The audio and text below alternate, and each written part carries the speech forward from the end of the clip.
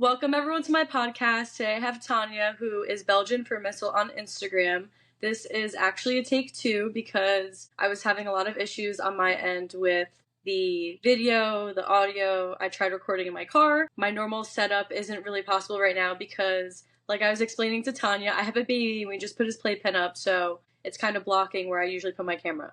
So until I figure that out, I'm on my phone. Thank you for being so patient with me and with this situation. So tell us your story and how you got into dogs. Yeah, it's fine with this anyway. Nice to talk with you a little bit longer. But yeah, how I got into dogs. So we had dogs when I was growing up, and I didn't really like enjoy them so much when I was small, I think. I was so busy with horses. So I think I had horses until I was like 16, maybe. And then after having horses for many years and competing with them, I started doing fitness and bodybuilding and competing there. So I'm quite competitive. And I did that for 8, 9 years. I actually got my first Malinois while I was still doing body fitness. And that didn't work out so well because that's a lot of work with the Malinois and it's a lot of work with the body fitness and bodybuilding stuff. At that time, I also had 2 jobs and studied, so it didn't work out so well. So I sold him when he was like 1 year old, I think he was like 12, 13 months, something like that. And after that, I didn't have a dog for 3 years. And then I got Ava, and that was like seeing her on Facebook, thinking she was cute and she needed a home, and then I got Ava. So that was a coincidence. So I think my interest for dogs started because I had one of the jobs I had while I was having my first dog was at like a holiday daycare place for dogs, and they had the police dogs there in the summertime. And I think that's why I got interested because of those dogs. And that was Malinois and German Shepherd, but it was mostly the Malinois I enjoyed for some reason. So yeah, the interest started there, but the timing was not the best. So I had that dog for 1 year, sold him to police in Belgium, and he was an approved police dog within 2 weeks, I think, almost. From what I heard, he was very good police dogs for a couple of years, but they had some problems. He was acting out towards other dogs, so that didn't work out so long, I think. Anyway, I got Ava by coincidence, and yeah, like I think it's a lot of people getting dogs when they think they are cute, seeing them on social media, and that's not the best.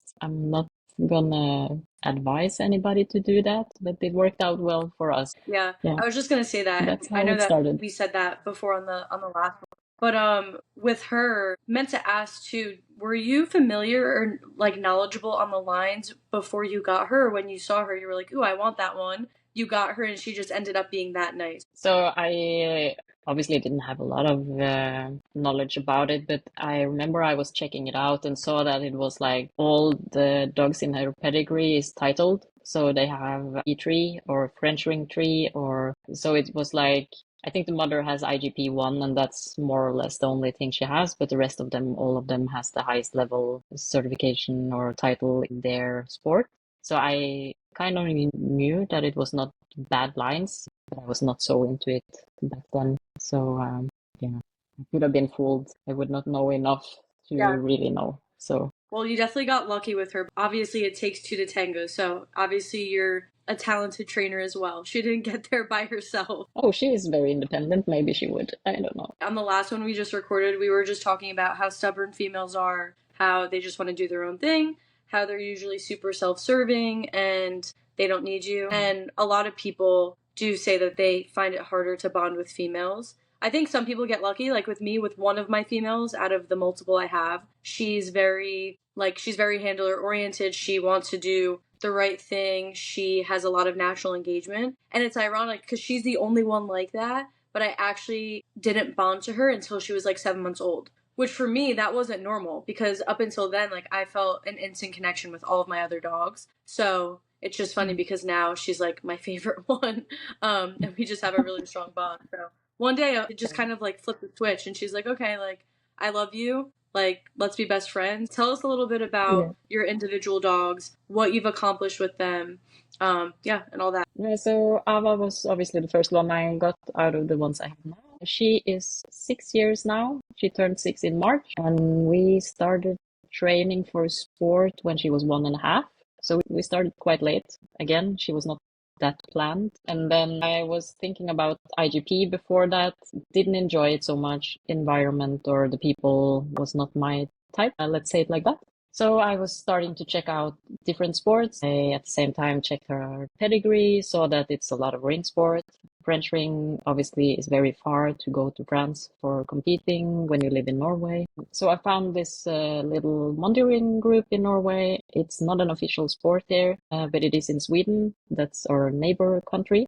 So I was checking that out and I liked how creative it was and it looked very fun. I also think it tests the dogs like more. I think IGP is more, that's for me, that's a trainer sport. It's an obedience sport and they say it's like protections, tracking and obedience, but for me it's obedience, obedience, obedience. And it's very detailed. And I think that IGP competitors are extremely talented trainers, but I don't think it's a very good program to test dogs. But Monday Ring and French Ring and PSA, Belgian Ring, that's the type of sports I like because they are a little bit more focused on the dog and you can be more creative. I think it's more fun when not everything has to be like inside the box. So yeah, so I found this small group with a lot of talented handlers and a very good decoy in the group. He has been decoying on the World Championships multiple times, I think, and a lot of other big competitions. And he had a couple of Mondioring 3 dogs before I went into the group, and the rest has been doing very well in other sports like obedience, IGP. So they also bring a lot of knowledge and experience from different type of venues and sports. I think that's very, very cool. So I learned a lot and was very lucky to be a part of that group because in Norway it's only one training group for Mondiring. And at that time I think it was 12 people. I think now it's 14. So it's very, very small. Yeah, that is small. Before you moved, because I know that you only live 5 minutes now from training, how far were you driving before you moved? Oh, it was not so bad actually. 1 hour. So Okay, it that's pretty not average. Yeah. yeah, not bad at all. But we have one group and we have two places to train. So the one is where I live now, and the other one is 3.5, 4 hours from here. And that would have been 5 then from where I lived before because that was the opposite direction. So in the winter time we are only training here, and in the summer we are 50-50, I would say, in the place where I live and in the other one. So, what other sports are active? Because I know that you said Mondio isn't considered a sport in Norway. Well, how far do you travel to compete? Mostly Sweden and Germany. At least the first 2 years, it was mostly there when I competed. So Sweden would be like 9 hours from here, uh, at the closest one, and I think 10 on one of the places that has been a little bit farther away. And in Germany, it's like, yeah, we have a boat you have to take. That's 3 hours, and then it's 1 hour to the boat, and then it's like depending where in Germany. Germany is quite big. It can be everything from 6 to 10 hours driving after the boat. So Oh my yeah, gosh, that's way too far. yeah, You guys have to be but very dedicated to be traveling that much. yeah, but I think kind of that has been like one of the good things. I think that's one of the reasons that it's maybe so many good people in that small group and not many mediocre trainers. Because to train and compete in Mondiring in Norway, you have to be serious and you really need to want to do it because, yeah, you're not going to have a competition 2 hours away. Are you It's guys able to become an actual club, or that's just not possible? No, the Kennel Club is not approving the sport. But last year we applied for getting it approved as an official sport, like obedience or like IGP in Norway, and they still haven't answered. So hopefully in the future it will be, but I'm not gonna stick around to see it because I'm moving to Belgium next month. So, but I hope for a training group that it's gonna be official here because it's a lot of good trainers and competitors from Norway, and I think we had second as team on the World Championship last year and third as team on this year, and it's a little bit strange coming from a country where it's not even a sport. Yeah, right. If anything, that just shows how good you guys are and how dedicated and talented. Are you gonna miss your group once you? Of course, especially like because we have this big training group, big, 12, 14 people. But I also have my local group right here, and we are 5, 6. So I'm gonna miss them a lot because we train every week and sometimes more times than once a week. And I also see them often because they are my neighbors. So I'm gonna miss them a lot. Obviously, I'm gonna miss everybody. That's especially with them that you are training so often with. So when you move, do you already have a club that you're planning to train with? No, because we are not completely sure where to live yet. So we have like an area where we are looking for houses, and I think in that area it's like 3 or 4 clubs within 1 hour. So Oh, it should not be a problem to find one. Belgium is like, yeah, it's the biggest dog country in Europe, I think. So it's not a problem to find a club, let's say. But yeah, we haven't decided on where it's gonna be like our regular club. Hopefully we find a property with a garden so we can also do something at home, and yeah, but we yeah. will see. So does your boyfriend, does he decoy or no? Yes, he does.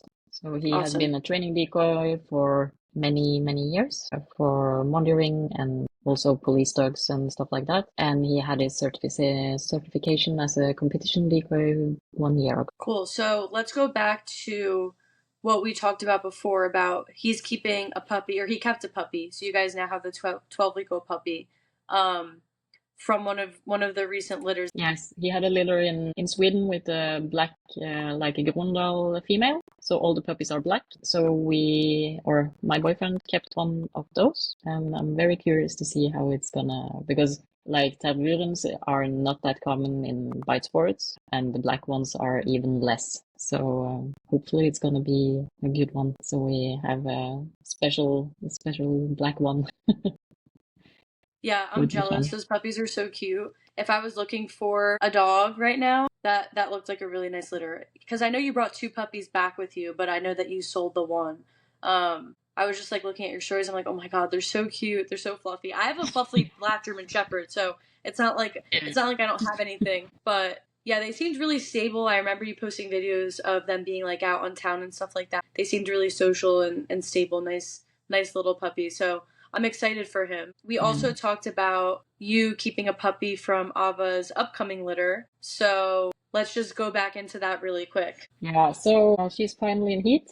I've been waiting for that for a while. We talked about that also. She's not so often in heat, and I expected her to be in heat in April already, and it didn't happen. So I was kind of panicking a little bit because I want to continue her lines. So yeah, now finally she started. We are gonna breed her now in Belgium. I'm gonna travel down and meet the male soon. And then we are keeping a female for future breeding, and I'm probably also going to compete with it. So that's going to be Yeah. fun, but it's not ideal because I don't like to have more than 1 dog, and now it's going to be 3.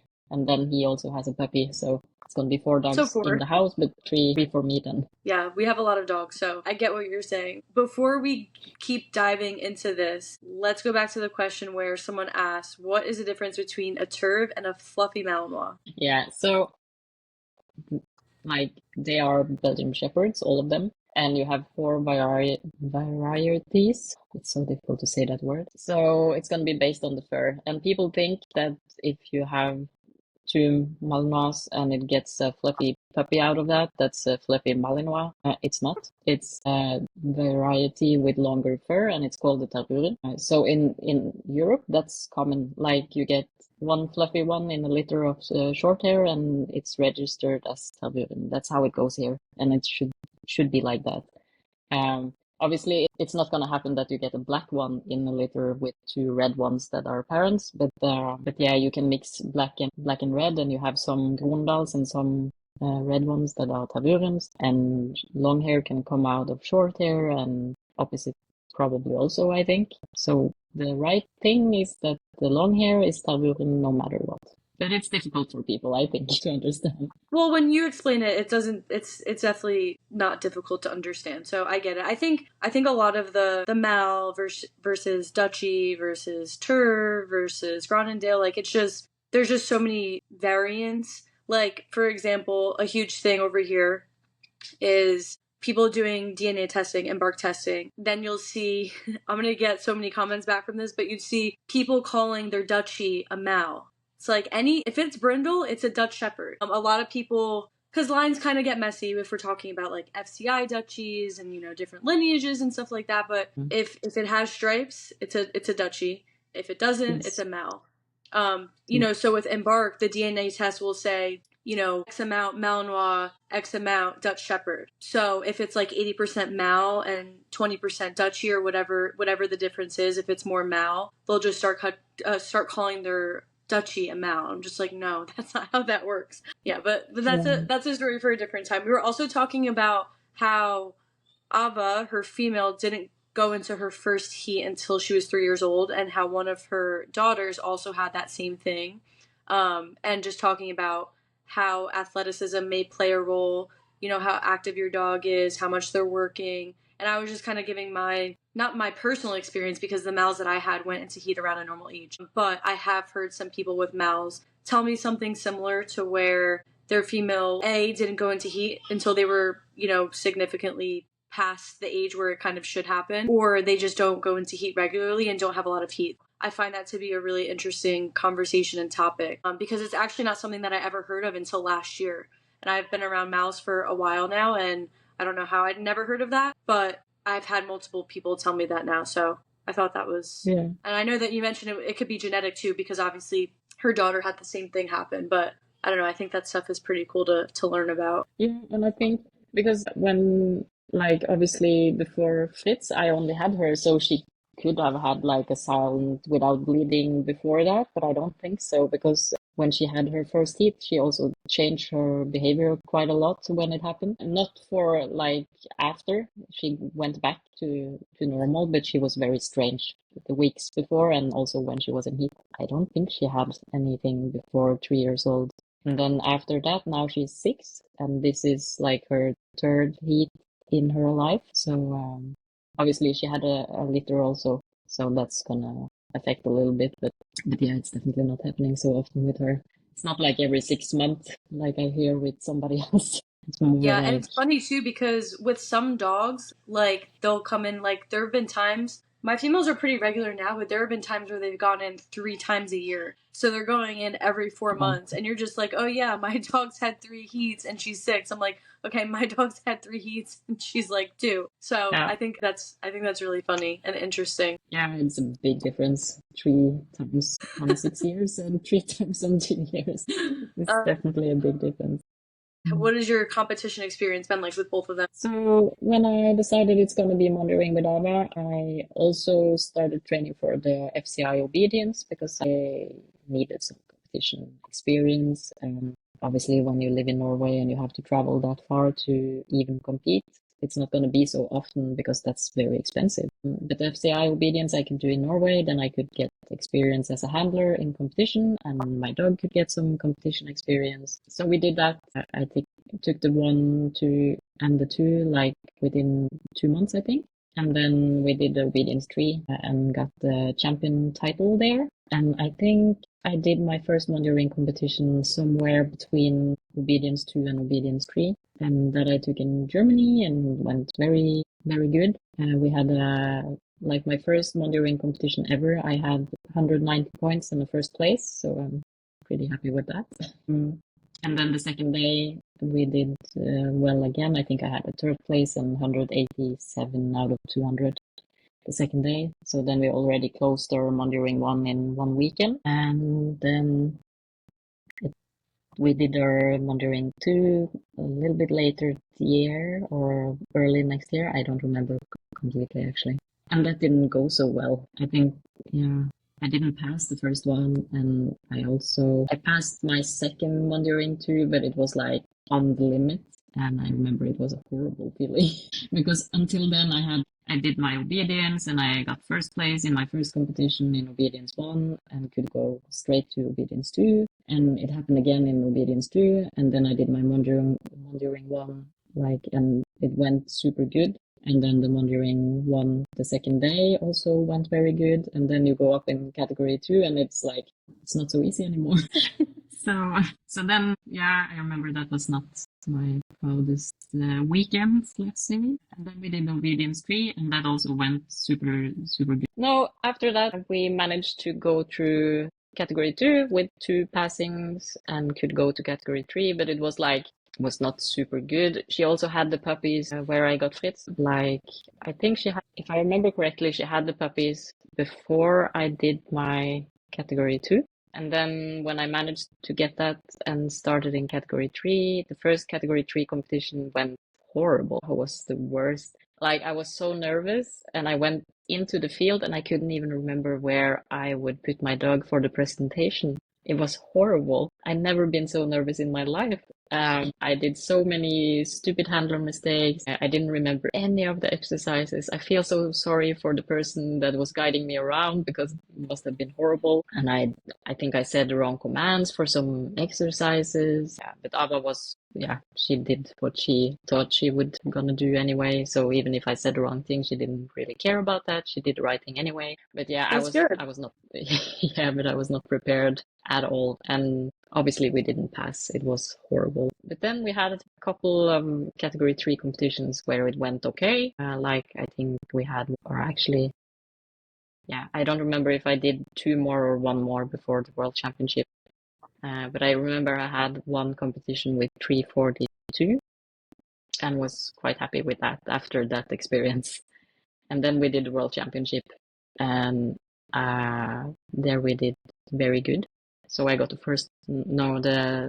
4th place for the world after that horrible category 3 competition, and then one, I think it was just one good one. And we scored the highest points we ever had, 59.5 out of 400, and also got the Deco's Choice Award. So it was very, very special and fun to experience on your first World Championship that it's going so good. It was a little bit annoying also because I walked the wrong way a little bit in the healing and it cost me 2 points and I was half a point behind 3rd place. So that was a little bit, because obviously a 3rd place would be better than a 4th. Yeah. Yeah. But 4th is better than 5th. And you did say you wanted to make top 5. But the same year, I also competed at the World Championship with Fritz because we did one category 1 competition before the World Championship with actually the same score as Ava on her first, 190, and nobody else was playing in category 1 that year for Norway. So we could actually go based on one score. That's normally not how it happens but when nobody else is playing that category, we were allowed to go. So he also did his first World Championship that year. That didn't go well. There again, I had this horrible nervous feeling and did a lot of strange things. I think we scored 154.5 or something out of 200. So it was not a pass, and I think 12th place out of 16. So that was not really good. He was all over the place, but he was also 1.5 years old. So oh, wow. Very young. Yeah. Yeah. Very, very young. And obviously he was only there because I was anyway playing with Ava. I would not have gone all the way to Romania to compete with him in category 1 for the World Championship because with only one competition and his young age, I knew it would not be perfect. So yeah. But it was a fun experience. But obviously with Ava, it went very good. And after that, with Fritz, I did my category 2, and now last month I did category 3 with him right before he turned 3 years old. And we have been one more time with both of the dogs to the World Championship this year in April. Fritz did category 2 and he got 9th place there. He did a mistake in one of the exercises that cost us the podium, but yeah, he's still very young and experienced. He didn't compete much. So I think that's okay. And Ava, I don't remember what place we got this time, but she was not in shape. We had an injury with her on a competition last summer where she damaged her neck quite a bit. It was in the flea attack, and she is extremely fast. And the decoy didn't really time the acceleration in his running in the right time. So she was hitting on a brick wall, it looks like, on the video I have. And she was just standing in the middle of the field, screaming with her legs Oh my out to the God. side and her head down. And I was sure that that was it. Like, Oh my gosh, I would so have that, actually passed out. yeah, it was horrible. It's the worst experience I had with dogs ever. Really, really horrible. And I was sure we would never do anything after that. So that was in end of July last year, and we didn't do anything with her until end of December. Then I started a little bit of training again because the x-rays were fine, treatment we did with her, everything looked better again. So we started a little bit and it actually looked okay. So by the end of February, I decided, because we already had the points we needed for going, we had the qualification for the World Championship already, and Fritz had his qualifications for category 2. So then we decided we are gonna try to get her in shape to do the World as her final competition before she's completely done.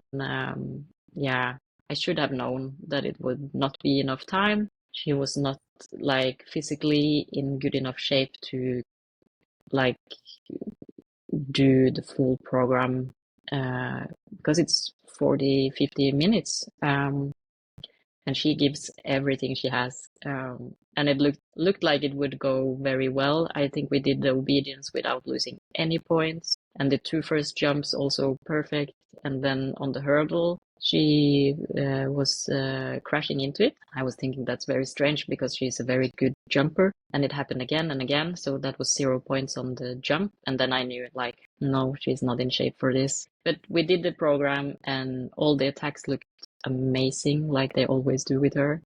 And then when I think the if it was not the last exercise, it was the one before the last, and that was the defense, and there she decided she wanted to bite way too early. So then it was not like we passed, we had more than 300 points. When you lose a jump, that's 20 points, and a defense with 30 points, then it's not going to be good.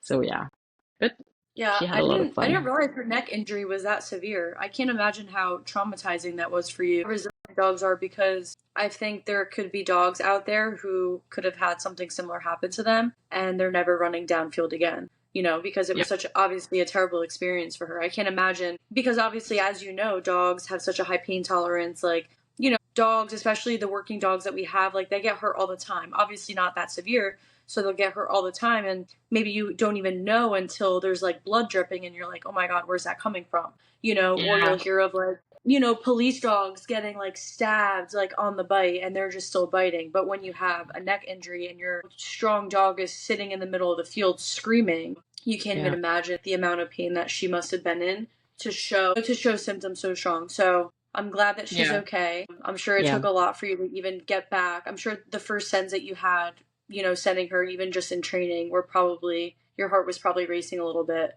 just because of the situation that had Oh yeah. happened in the past. Yeah, like even before the injury, I would send her to the flea attack closing my eyes because she's so fast, and I know that's a high risk of injuries. So this was not like a surprise that this happened, but I would not expect it to be this bad when it first happened. But yeah, it was horrible even before and after. It was the worst. I was thinking every day, like the 4 last weeks before the World Championship, every day I was thinking like I should not do it. And then the next day, yes, we should do it. And then, but yeah, but as you say, like I know so many dogs that would never go and bite again after something happened like that. Like never ever. And I could never even see any signs that she would doubt going again. It's just as fast, just as stupid on the flea attack she did after. So it was horrible. But yeah, that's what she loves the most, hunting the decoys. So I think that's Yeah, just she definitely seems like a very impressive dog, and especially for a female to win Decoy's Choice Dog, that's a really big accomplishment in yeah, itself. it is. It was So, a very cool experience, and she also has like the best results in monduring for a Tervuren ever in history, oh, that's and that's awesome. cool. Yeah, and that's cool that she's a female and still the best of all of them. I don't think it's gonna last. I think it's gonna come more Tervurens now that are gonna do very well. I see the breed is getting popular for work and sport, You see them in PSA, you see them in Wondering, you see more of them in IGP. In French ring, I think they always been popular, and you always see some Terburens also in the finals there every year in the selectives. But for the other bite sports, it's definitely coming more and more, and they are more popular. That makes me happy. But it's cool to have that now. I hope that Fritz is going to beat her later. But, we will see. So do you guys have any PSA in your area or no? No. I think you have to go to England, UK, for doing PSA it's getting in really big there. Europe. Yeah, it's really growing a lot. So I know some people doing it there that also do Mondioring, for example. But I don't see it getting popular in Norway ever. When we see how much trouble we have only getting answer to the Mondioring application, I don't see how they should manage to get it approved, unfortunately, because it's a cool sport. Not happening in Norway. Which of your dogs is your favorite? It's Fritz.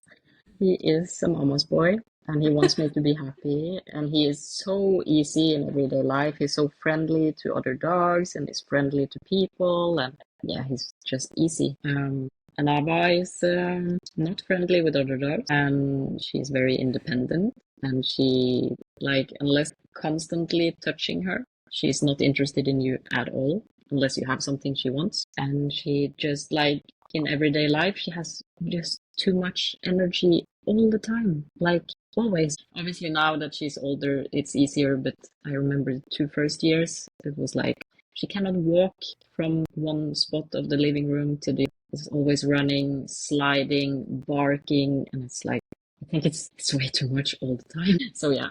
So he's my favorite by far. I didn't even like Ava the first 2 years I had her, actually. I thought she was too much of everything.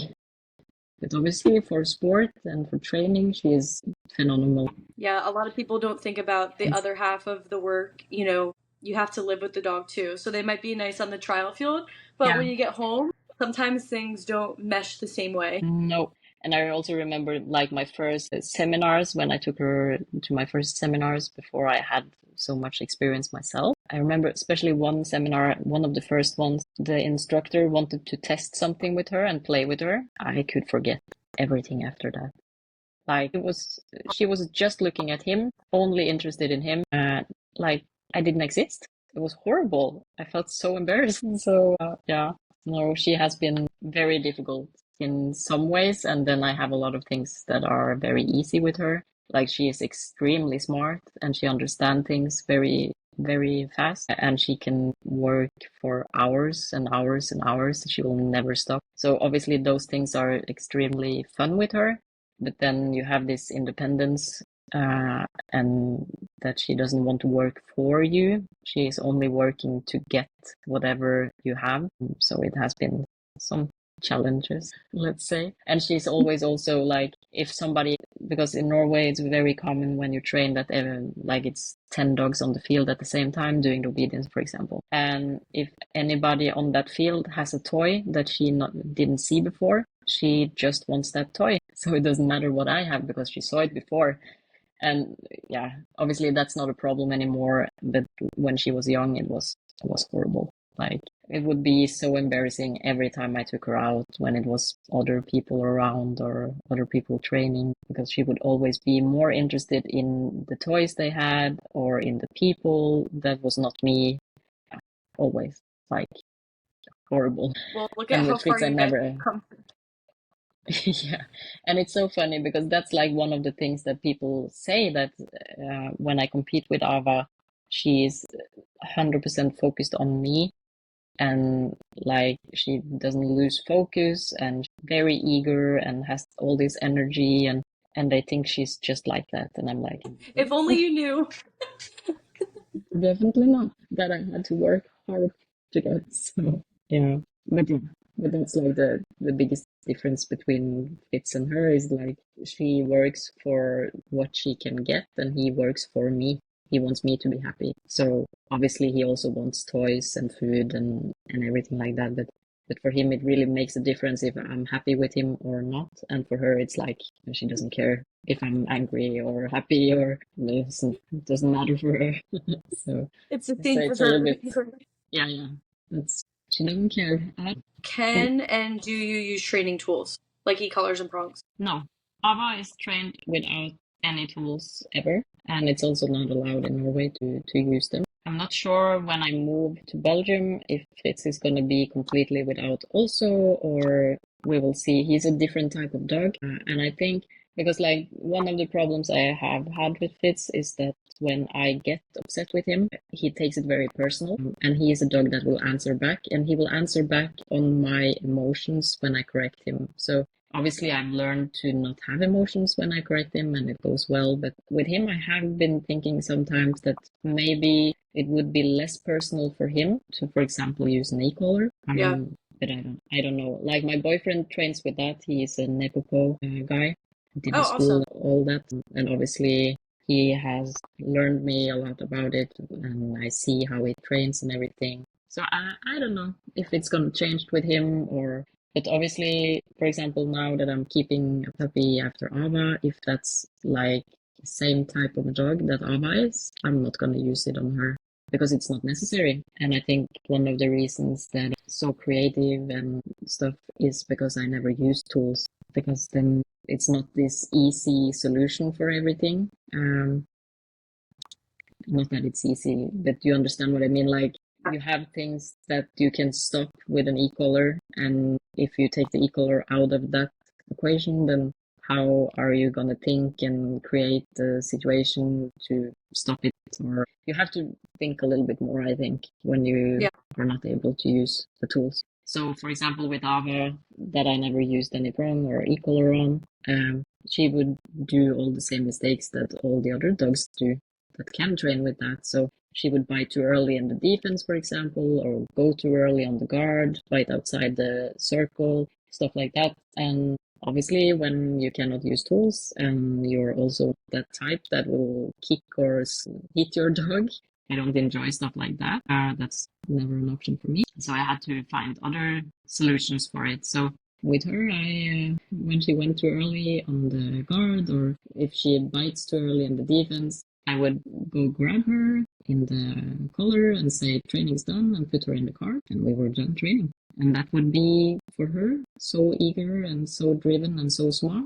That would be correction. So she would stay in the car for 5 minutes and I would take her out and give her another chance. If she does it again, then the training is completely done. She's not doing anything more. But what I saw was that when I did that, she actually didn't do the mistakes again. So I don't think that's working with a lot of dogs because I never saw a dog that smart before or after Ava.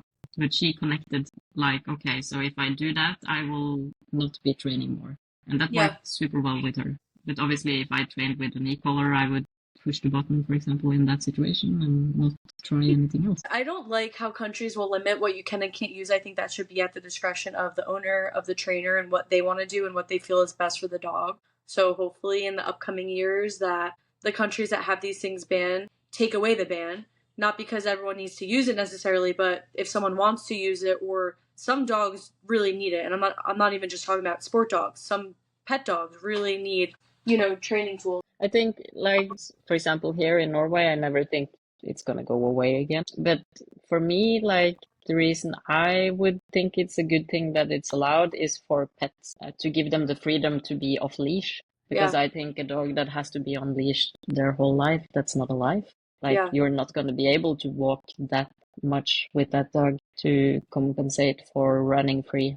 So that's like, for me, that's like the thing that if I would wish to use an e-collar, that's where I would wish to use it for dogs that you cannot control off leash so they can have the freedom. What are your favorite and least favorite behaviors to teach or exercises? So for mondering, I would say the positions are least favorite and the absence of the handler. The absence of the handler is because I don't have so much control in the situation because I leave the dog and goes away and somebody else is making the distractions and I have to rely on that person to either correct my dog if it does a mistake or tell me so I can go back and start the exercise over again. And I don't like to not have control myself. And the positions is just because it's so many repetitions. Like I want them perfect with the locked front feet, not moving. And you don't need that necessarily for monitoring, but I like how it looks. So it's like Yeah, I don't know how many thousand repetitions it was with ABBA, but it was a lot. But at the same time, since I wanted perfect, maybe I don't hate it. Yeah, it's difficult.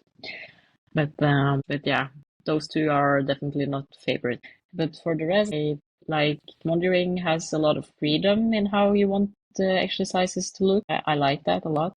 Like on the guard of the object, you can have them standing or sitting, laying, turning, not turning, and you decide the distance you want the dog to go on. Obviously, it's points there you have to keep in mind, but like for Fritz, for example, he's going when you can touch the object, and many people have 2 meters because that's where you lose points. So people have all from touching to 2 meters and everything in between. I have my dogs laying still and laying down or sitting, but I see people having them turning. I even saw a girl trying to have the dog walking around in circles. So you can do a lot.